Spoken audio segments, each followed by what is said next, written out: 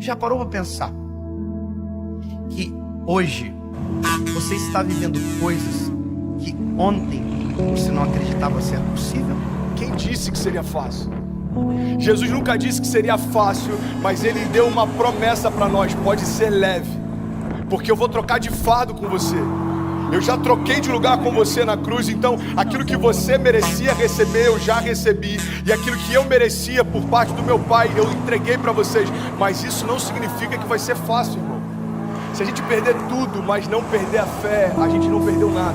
Porque a fé é a chave que move o sobrenatural. A fé é aquilo que faz com que alguém que não tem nada aos olhos dos homens viva como alguém que já recebeu tudo aos olhos de Deus. Eu não me movo mais por aquilo que eu vejo, mas eu me movo por aquilo que eu creio. Se você se agarrar à fé que Deus depositou em você, nada vai ser impossível para você. Quem sabe não seja a hora de você crer no Deus que te respondeu hoje, quando ontem era impossível, e acreditar que amanhã Ele será presente na sua história e vai responder a sua oração.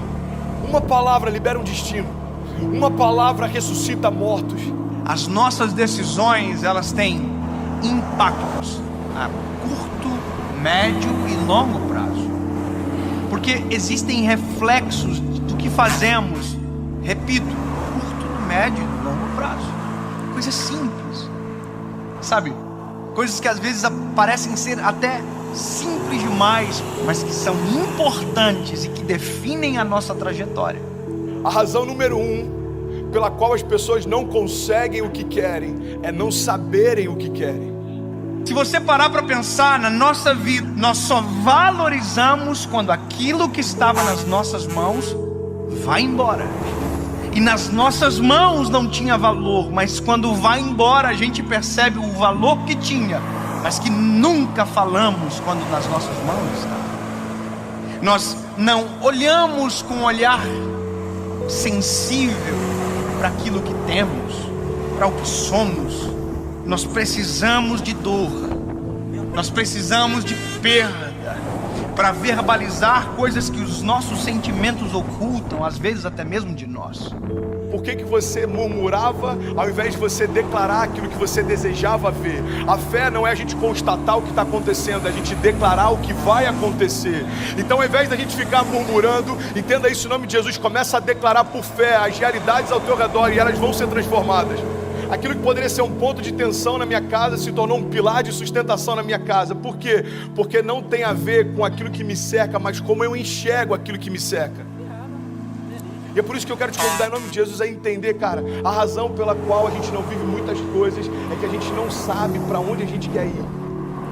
Às vezes você já está num lugar onde um dia você sonhou que esse lugar traria para você plenitude. Aí agora você já está ansioso com um novo futuro. Aí quando o futuro chega, você já está ansioso com um novo futuro. Sabe uma das coisas que eu mais tenho visto na minha geração? Quando aquilo que um dia era futuro se torna presente, ele está encontrando a gente ausente. Porque a gente já tá sonhando com um novo futuro desejado. É dolorido falar isso, mas já parou para pensar que tem gente que só vai entender a preciosidade da vida quando a de alguém de muito perto for ceifada? Eu não sei se você já teve a experiência de ir a um velório, mas vá a um velório, é pedagógico. Você sai do velório muito mais amoroso, você sai do velório muito mais sensível, muito mais grato. Você agradece o ar que respira quando descobre que a pessoa que está no caixão faltou o ar para viver. Você valoriza o coração que bate no peito. Você valoriza a esposa que você tem. E às vezes só se valoriza quando cresce. Você verbaliza, às vezes palavras fora de hora. Vá a um velório onde alguém que perdeu o pai e que nunca disse que o amava, para você ver a dor que é. Ele abraça o caixão, ele grita: eu te amo! Mas essa palavra não surte mais nenhum efeito, porque quem precisava ouvir não ouve mais. Porque tem coisas que só valem enquanto há tempo, fora de tempo não vale mais. O seu posicionamento define os seus limites. Sabe, isso está ligado à tua fé, isso está ligado à tua família, isso está ligado ao teu chamado. O teu posicionamento define os seus limites. Tem milagres que você está esperando que aconteçam, mas você não deu os primeiros passos de fé para que eles se realizem.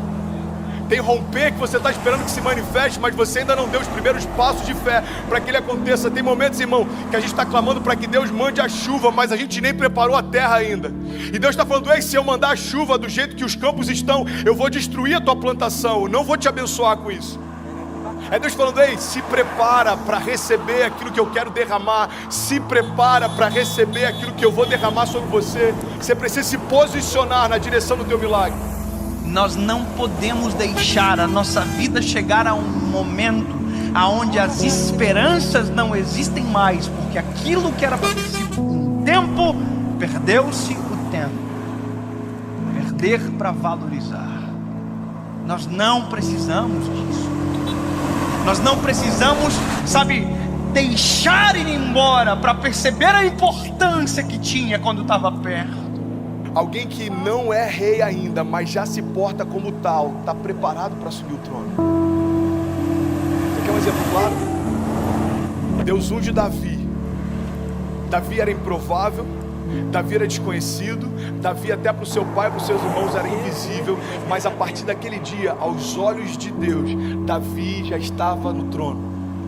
Só que aos olhos dos homens, olha para mim em nome de Jesus, como demorou um período entre a unção de Davi e Davi assumir o reinado. Aos olhos dos homens, os homens olhavam para o trono e viam Saul. Aos olhos de Deus, o trono estava vazio, irmão, porque o rei que era por direito ainda não havia se assentado lá. Ei, Deus está falando: tem tronos que você está olhando e parece que estão ocupados, aos meus olhos já foram esvaziados. Não se mova por aquilo que o homem vê. Eu não vejo como o homem vê. Talvez você está olhando para uma situação e ela parece intransponível. Jesus já está olhando lá na frente e já foi vencida. E ele está falando: ei, você está preocupado por conta dessa crise? Eu conheço o teu futuro. Eu sou aquele que, eu não entendi isso, irmão. Jesus, ele não está na eternidade, a eternidade está em Jesus. Então ele conhece a eternidade passada, a eternidade futura. É por isso que algumas crises para os céus não fazem sentido, porque às vezes uma crise financeira abate a gente, mas Jesus já sabe o que está te esperando na estação seguinte.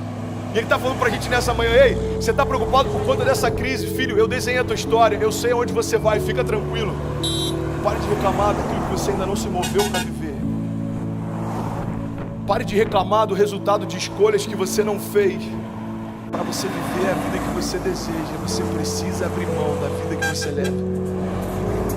2 Crônicas 7,14 diz: se o meu povo, que se chama pelo meu nome, se humilhar e orar e buscar a minha face e se afastar dos seus maus caminhos, dos céus eu ouvirei, perdoarei os seus pecados e eu sararei a sua terra. Existe uma condicional. Deus está dizendo: olha, se o meu povo, que se chama pelo meu nome, se humilhar e clamar e se arrepender, o que ele está dizendo é o seguinte: se você der os passos de fé, os céus vão reagir àquilo que você está se movendo. Evangelho não tem a ver com conforto, Evangelho tem a ver com propósito. E é por isso que muitas vezes a conta não fecha. Irmão, quem disse que seria fácil? Eu quero te encorajar a você se posicionar na direção do seu destino, na direção do destino que Deus prometeu para você. Nada menos do que isso vai ser aceitável. Salmo 126, versículo 5 diz: aqueles que semeiam com lágrimas, com cantos de alegria colherão. Aquele que sai chorando enquanto semeia, voltará com cantos de alegria, trazendo seus feixes.